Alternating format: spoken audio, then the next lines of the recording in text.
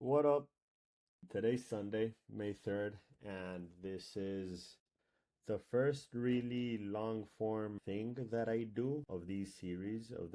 I don't even know this is going to be a series. I just had kind of the inspiration for it, had it for a while, so I thought I'd record a little bit of this, post it, and then kind of see if I repeat it and do it and take it from there. Essentially, what this is a canvas hosted on Sublime, but a canvas of all the little notes and inspiration moments or ideas that kind of captured my or resonated with me throughout the week. There are these that are kind of in black background, and the reason for that is because they're screenshots of my notes app. And then these white ones are if stuff that I read online from different mediums. Probably you can see here X, not a newsletter, another newsletter, X. Yeah, just kind of articles, just kind of all throughout the internet are these white ones. So, in combination of like stuff that resonated with me from the internet and kind of more personal ideas that I kind of had throughout the week. This is kind of my week in review. Or yeah, the stuff that my mind has been gravitated towards these past few days. And I don't even know where to start. Let's start here with the business section. This idea of of I guess this is pretty self-explanatory, but at the intersection of value and attention, there is money. Let me just kind of break down what I have been thinking on this matter. So I've been thinking a lot about recently, like how to make a lot of money, how to make money. And I think that really that is a very simple formula, and simple doesn't necessarily mean that it's easy, but it's very simple in that you need to kind of one, build a product, and two, sell the product or a product or a service, and then kind of sell it. So you either create something, whether a software solution, an app, a physical thing, a product, or it could also be a service where you're like selling your time, which in that scenario your time is the product because you provide a valuable service. Say you're cutting hair or you're repairing sinks, the product is your time. But in essence, these products or services, what they ultimately deliver are value. And value is this, I believe, abstract, or I haven't been able to kind of ground it. The way that it's grounded is in money in today's world, US dollars or euros or Bitcoin, but before salt and seashells and other kind of ways that value is grounded in today's world and it's transacted, it's kind of has a capacity to be stored, transferred, split. Like money is, I think, this thing that makes value very tangible and real. But before that is kind of the creation of value. You have a skill set that you sell your time for, again, consulting or kind of hair cutting or a plumber, or you kind of realized that there was a product, that there was a group of people that needed a product for a problem that they had, and either it didn't exist in the market or you're making it better, cheaper, or faster. And so that provides value because you're either, yeah, just making it accessible for less amount of money, you're saving people time, or it's more durable, or it doesn't exist. So like there's value delivery and first and foremost, I think, as a prerequisite to making any sort of money. It's just kind of value. What do you provide? At the end of the day, if you're selling to somebody, which is the second piece of the equation, why would somebody buy something from you if it's not valuable to them, right? And then the second kind of circle here is like a lesson that I've realized the more and more I am kind of in business or in the market, which is once you have that product or thing that you're selling, you need to sell it, because if nobody knows about it, it's equivalent as to if it didn't exist. So if you have something really valuable, but it's like right in front of you and nobody knows about it, then how are you gonna capture money for it if nobody knows it exists? So kind of attention is more so on the So values more like engineering and design work. Attention's more like sales and marketing, right? Our ad campaigns, paid media, UGC, influencer, organic, TV ads, billboards. It's kind of that entire world where you are letting your product be known, or you're communicating your product, or you're educating a prospective market around your product, and then why they should buy, how you can hook their attention for them, for you to then educate them as to yeah, what benefits they would get if they buy your product or service, what pains are you relieving from them, right? So it's that entire, a lot of human psychology involved, a lot of like behavioral, like, or influence tactics that get people to kind of see an idea or see a product or service and then be like, oh, I want to buy it. So it's usually like the AIDA framework, where it's like you capture somebody's attention, you generate interest in them, then you kind of generate desire within them, and then you provide a buy button, or an action for them to take, whether it's to book a call, to buy a product, etc.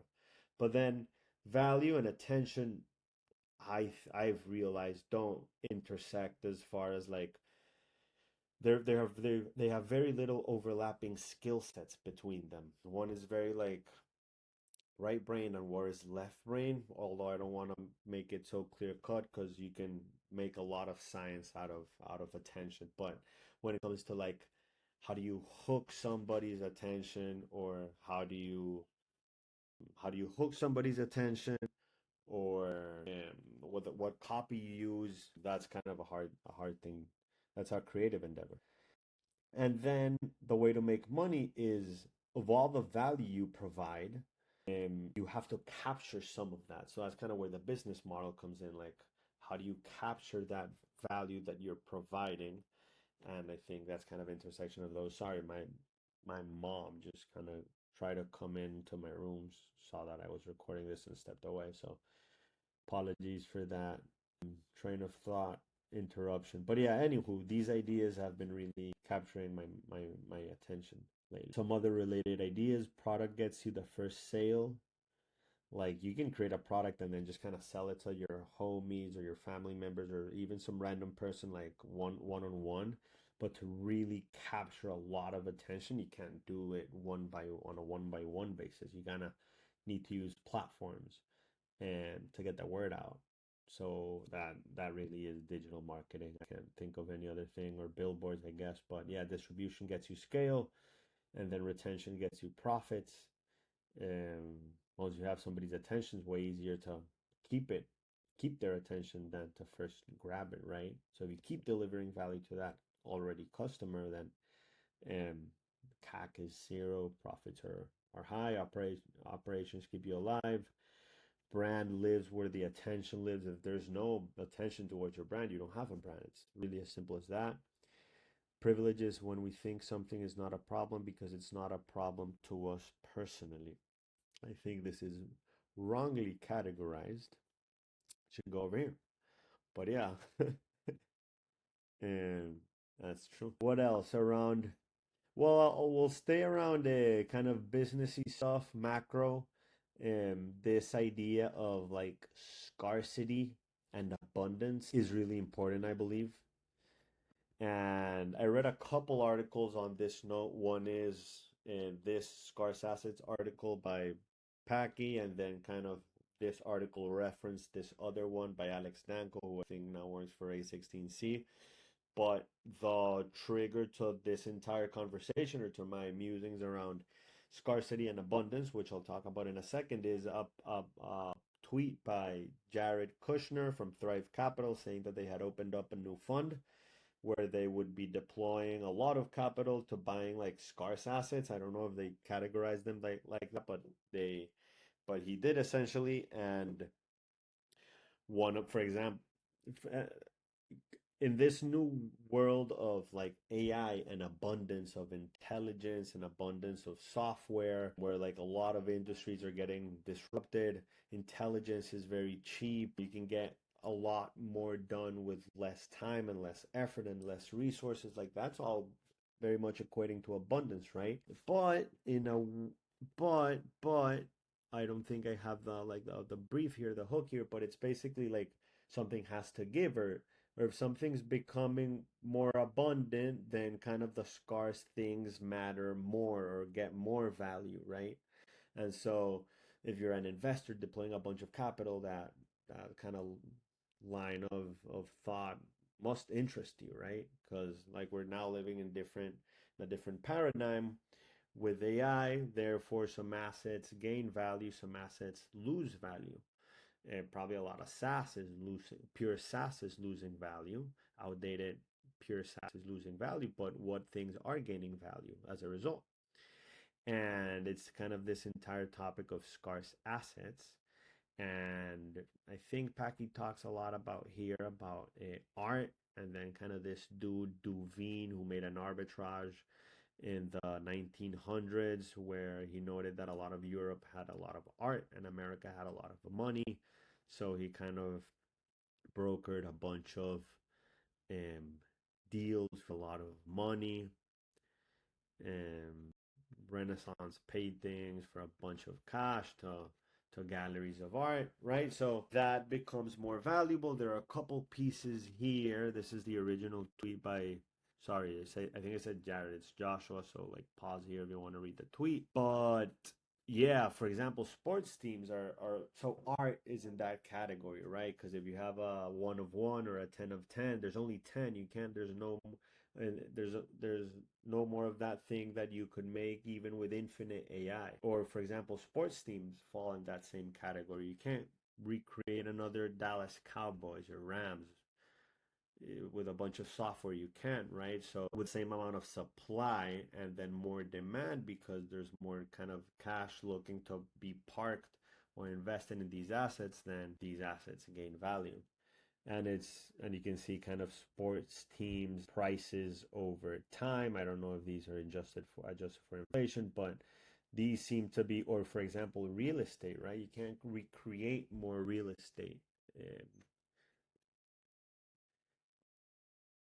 Real estate is another example where there's only so much land, right? So Indian Creek recently famously is has been a lot of these parcels have been bought by Zuck or Bezos. I think Tom Brady as well. Where like this is scarce, right? There's only a few lots here. But yeah, anywho, that's kind of the idea. You can read more about this if you want. And then this other article by Alex Danko really actually analyzes it pretty solidly, where it's like if you have a bunch of products or software, then the value lies in the curation of those. So like taste, right? If there's a bunch of music, it's the DJ that, and you don't have time to listen to them all, then it's these curation points that matter. Or for example, if everybody has a car and then kind of status is overthrown because before it was like only those who had a car were had status, but now everybody has a car, so what gains value are like the the the assets that are more scarce, which are like Rolex or Porsche. So then that becomes valuable there. Access, if everybody has access to Google search, then how come merchant or a distributor rank? Well, they have to pay for access. So you can see stuff that's happening along this Venn diagram, and then you get some intersections, and then I guess the mass intersection is loyalty, which I guess checks out. Um, I guess this guy knows what he's talking about, but yeah, seems about right. Loyalty. It's kind of this thing that is only compounded over time through constant value delivery. Um, yeah, I don't know. It's very pure in that way. So yeah, I haven't thought about it that much, but it seems right. Yeah, another thing, for example, well, before I get into some personal stuff, musings, there's this one, the artist is closer to reality than the CEO is a pretty solid take, and I thought that the CEO, I hadn't thought about it this way, but because I'm thinking a lot about art and then CEO and having them on the same sentence and then kind of in relation to reality just really sparked my curiosity. And yeah, artist is closer than reality to the CEO. I think that's true. The CEO's kind of bosses the market, an employee's boss is the CEO, a CEO's boss is the market, but then kind of an artist doesn't have a boss and it's more pure form, so they can just respond to their own sensations and vibe and intuitions and sensations, and I guess that's more pure than reacting to a group of people that are demanding a product or a service, although that's very pure and that's like as close you get to reality. But yeah, somehow an artist is able to cut through that. An artist doesn't have any ulterior motive than to create and do that act for that act's sake, whether the but in contrast the CEO is responding to an audience. And so that might be the difference. So yeah, I've been thinking about this. Also, I think about Node, which is, I guess, a home for artists, defining digital culture in Palo Alto. And they say that, or one of their mantras or little briefs that they have is that the artist is the artist shows you the future. The artist is the person or the model, the role model that shows you the future. And I think that might resonate with this. So, for example, the NFT craze is an example, or the NFT wave or entire saga was an example where the first use case for NFTs was art. So it was the artist tinkering with this technology before the NFT use case got to like fintech. So that could be an example where that's true. And then, yeah, on this friendship and energy stuff, I think that I've been realizing more and more that the people who you spend the time with is really important. You're the average of the five people you spend the most time with. Surround yourselves with people that push you to do and be better, no drama, higher goals and motivations. Personally, people that give me energy are those that create stuff. So if you're an interior designer, an engineer, if you're working on a campaign, if you're creating a life, so if you're a mother, and like rearing that life and creating a person, that's very inspiring to me. And yeah, the opposite of that is depression feels like being acutely alone. This is I got to this quote because I was reading Founder Depression's bullshit, and yeah, I think that feels true. So if you're not surrounded by anybody or you feel alone, I guess that's what this person, Tim, equates depression to, which I think is true. So yeah, and then you don't have attention is your most valuable asset. So zero sum game, spend it, spend it with smart, successful, kind, happy people. Don't don't settle for less. Time's not worth it. And yeah, lastly, this is a little kind of closer to an entry of mine, journal entry of mine. If you want to take a look, read at that. There's this also personal note here. I'm not kind of expanding on those. If you're kind of curious, you can pause the video and check it out. And then lastly, I'll close out with this one is that I picked up a book called Nonviolent Communication. I heard it a couple of times throughout the past week. So as soon as I heard it the second time, it's like I gotta buy it. And it's cool and it's interesting because it approaches conversations through this lens of a lot of like empathy and active listening and feelings, and in a way that is non-violent. So like as a conflict averse person, this is pretty helpful because it basically opens up my door to say you can have any hard conversation that you want in a non-conflictive way.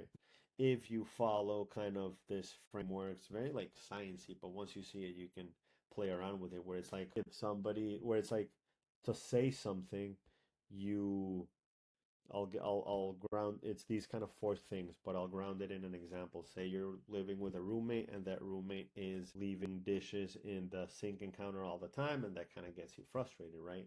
Instead of being like, yo, you are being freaking irresponsible. Can you please and approach it in that very like attacking and like negative coded way? You could say like, hey, for the past 4 days in a row, you've left the dishes in the sink. That's pretty neutral. That's an observation. The person can't say like no or can refute that if it's like a fact. And then you'll say like, I feel irritated about this and frustrated about this. Again, you're making it about yourself, like the other person can't refute how you're feeling, but and you're also exposing how you're feeling. So it's like, this is what you did, this is how I'm feeling. And you express your needs. It's like, I need you, or I request, or I need this to be, I need the space to be clean for me to have a safe and clean space for where I live, kind of setting that boundaries, like this is what I need off of my feeling, off of my observation, and then kind of you make the request of would you be willing to clean these moving forward. So it's like a very, yeah, non-violent way to kind of say what you want and not have this be like a very active, conflictive conversation. You just kind of state what you saw, state how that made you feel, where your boundaries at and why that was crossed, and then kind of the request for it not to happen. Anywho, thoughts and ideas um that I've been musing over lately. Hope you enjoyed it. Peace out. Let me know if you have any comments on any of this. Would love to hear your take. Bye.